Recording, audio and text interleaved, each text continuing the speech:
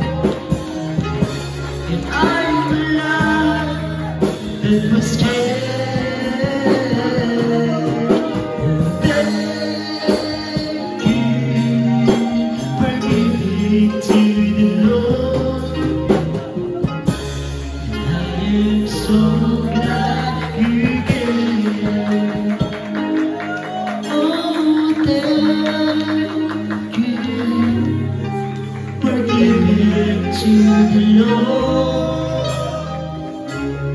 I am alive that was changed. Thank you for giving to the Lord. Hallelujah.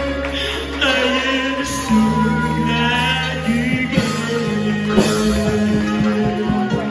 Oh, thank you for giving to the Lord.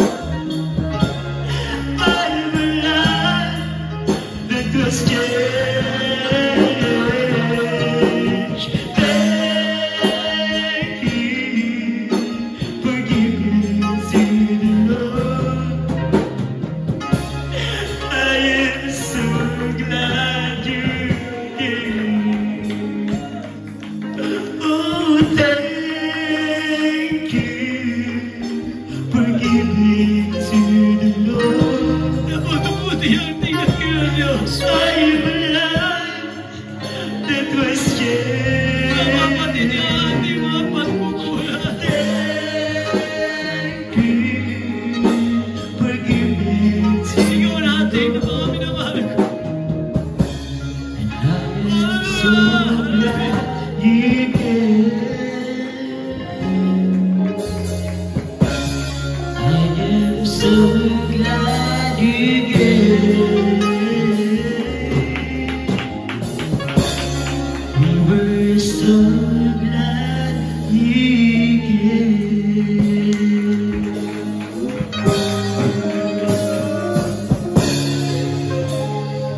Amen. Praise the Lord, hallelujah, hallelujah. Napakabuti ating dakilang Diyos, mga minamahal. Walang bagay na matitigas sa pamagitan ng presensya ng ating dakilang Diyos.